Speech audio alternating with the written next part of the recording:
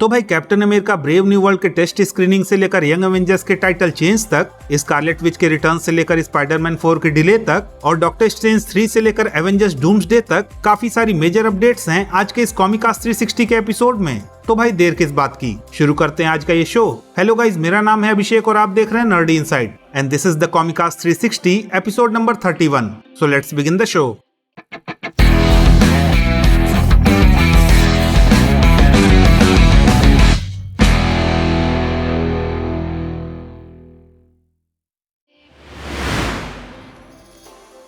अब भाई अगर Captain America Brave New World की बात करें तो रिसेंटली मार्वल स्टूडियोज ने इस फिल्म के लिए एक टेस्ट स्क्रीनिंग रखी थी, जहां पे रिपोर्ट्स के अकॉर्डिंग इस फिल्म को एक बार फिर से नेगेटिव रिव्यूज मिले हैं। अब भाई अगर आपको नहीं पता तो मैं बता दूं कि इस फिल्म की इससे पहले ऑलरेडी 2 राउंड्स की टेस्ट स्क्रीनिंग हो चुकी थी, जहां पे नेगेटिव रिव्यूज के बाद इस फिल्म के लिए मार्वल वालों ने काफी एक्सटेंसिव रीशूट्स किए थे। खैर, अब अगर इस 3rd राउंड की टेस्ट स्क्रीनिंग की बात करें तो यहाँ पे फिल्म में जो सबसे प्रोमिनेंट कंप्लेंट हमें सुनने को मिल रही है वो है लीडर के रोल और फिल्म की इनकंसिस्टेंट पेस को लेकर, जहाँ पे काफी सारे रिव्यूअर्स लीडर के रोल को फिल्म में काफी छोटा बता रहे हैं। हालांकि इन सारे फीडबैक्स को एड्रेस करते हुए रिसेंटली डेनियल आरपी के नाम के इंडस्ट्री इनसाइडर ने ये बताया कि मार्वल वाले एक बार फिर से इस फिल्म के लिए रीशूट्स करेंगे, जबकि because of limited time constraint film में पेस के इश्यू को मेजरली एडिटिंग के थ्रू सॉल्व करने की कोशिश की जाएगी। ऑल्दो भाई फ्रैंकली स्पीकिंग, इस फिल्म के रिगार्डिंग जो करंट सिचुएशन मार्वल स्टूडियोज में है उसे देख के तो ऐसा लग रहा है कि अगर जल्दी ही सब कुछ सही नहीं हुआ तो हमें ब्रेव न्यू वर्ल्ड के रूप में क्वांटमएनिया 2.0 देखने को मिलने वाली है।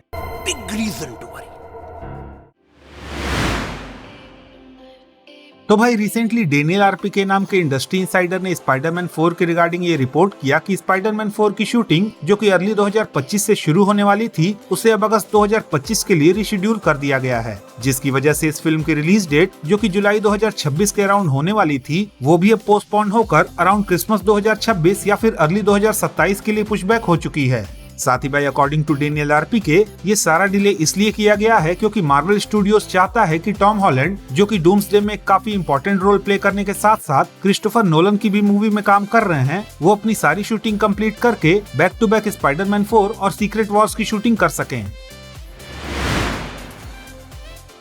अब भाई स्पाइडरमैन 4 के पोस्टपोन होने के बाद जो जुलाई 2026 के अराउंड का स्लॉट वेकेंट हुआ है उसके रिगार्डिंग रिसेंटली ये रिपोर्ट सुनने को मिल रही हैं कि इस स्लॉट में मार्वल स्टूडियोज एक अनटाइटल्ड मूवी को रिलीज करने के प्लान में है, जिसके रिगार्डिंग रूमर्स ये हैं कि ये मूवी कोई और नहीं बल्कि डॉक्टर स्ट्रेंज 3 हो सकती है, जिसे रिपोर्ट्स के अकॉर्डिंग मल्टीवर्स ऑफ मैडनेस के बाद एक बार फिर से सैम राइमी ही डायरेक्ट करेंगे। साथ ही भाई अगर आपको नहीं पता तो मैं बता दूं कि काफी टाइम से ये रूमर्स चल रही हैं कि ये फिल्म मार्वल कॉमिक्स के टाइम्स रन्स आउट वाली स्टोरी लाइन पे बेस्ड होगी जो कि एवेंजर्स सीक्रेट वॉर्स को सेटअप करने का काम करेगी। लेकिन भाई रिसेंटली ये भी रिपोर्ट सुनने को मिल रही हैं कि इस फिल्म में लोकी सीजन 2 के बाद पहली बार लोकी अपने गॉड ऑफ मल्टीवर्स वाले अवतार में हमें देखने को मिलेगा। अभी मजा आएगा ना भिड़ो। अब भाई अगाथा ऑल अलोंग में डेथ और स्कारलेट विच की दुश्मनी को टीज करने के बाद जो स्पेकुलेशंस वांडा के रिटर्न को लेकर चल रही थी उसी के रिगार्डिंग कुछ मीडिया पोर्टल्स ने इस वीक ये रिपोर्ट किया कि हमें वांडा का रिटर्न डायरेक्टली एवेंजर्स डूम्सडे में ही देखने को मिलेगा, जहां पे इसी फिल्म में हमें ये भी जानने को मिलेगा कि आखिरकार वांडा गोर माउंटेन्स के डिस्ट्रक्शन के बाद वांडा बची तो बची कैसे। हालांकि जहां तक रही डेथ और स्कारलेट विच की दुश्मनी की बात तो उसका इस फिल्म में हमें कोई भी मेंशन होता हुआ देखने को नहीं मिलेगा। अब भाई अगर बात करें वांडा और विजन के फैमिली मैटर की तो उस रिगार्डिंग भी हमें इस वीक ये सुनने को मिल रहा है कि मार्वल विजन की सीरीज पे काम कर रहा है, जो हमें विजन की नेक्स्ट सीरीज विजन क्वेस्ट या फिर जो भी उसका फाइनल नाम होगा उसके बाद मोस्ट प्रोबेबली म्यूटेंट सागा में देखने को मिलेगी। साथ ही ये सीरीज डायरेक्टली हमें स्कारलेट विच की सोलो मूवी से भी कनेक्ट होते हुए देखने को मिलेगी, जहाँ पे हमें ultimately death versus Scarlet Witch वाला पूरा सिनेरियो देखने को मिलेगा।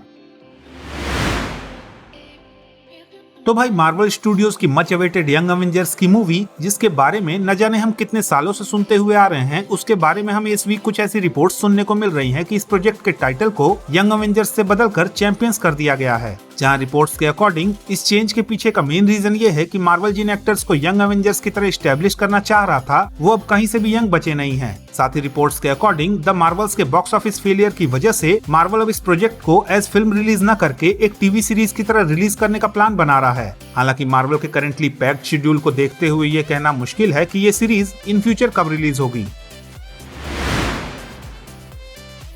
अब भाई अगर एवेंजर्स डूम्सडे की बात करें तो अब तक ये रिपोर्ट्स आ रही थी कि इस फिल्म में हमें ऑलमोस्ट 60+ MCU कैरेक्टर्स देखने को मिलेंगे, लेकिन भाई रिसेंटली जो रिपोर्ट्स बाहर आ रही हैं उसके बाद फिल्म में ये जनसंख्या और भी ज्यादा बढ़ने वाली है, क्योंकि रिपोर्ट्स के अकॉर्डिंग हमें इस फिल्म में अब थंडरबोल्ट्स की भी पूरी टीम देखने को मिल सकती है। हालांकि इस टीम में थंडरबोल्ट्स के सारे मेंबर होंगे या फिर नहीं, वेल ये कहना थोड़ा मुश्किल है, क्योंकि रूमर्स के अकॉर्डिंग शायद हमें थंडरबोल्ट्स मूवी में टास्क मास्टर की डेथ देखने को मिल सकती है।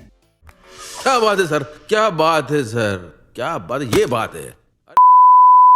तो भाई दैट्स इट, ये थी इस वीक की कॉमिक बुक मूवी से रिलेटेड कुछ मेजर न्यूज एंड अपडेट्स। अगर आपको ये अपडेट्स पसंद आई तो प्लीज इस वीडियो को लाइक कीजिए, शेयर कीजिए, और हाँ, अगर आपके कुछ सजेशंस हैं तो please don't forget to comment, और जाते जाते प्लीज इस चैनल को सब्सक्राइब करना भी ना भूलें। तो मिलता हूँ मैं आपसे अगली वीडियो में, तब तक के लिए have fun and enjoy the day.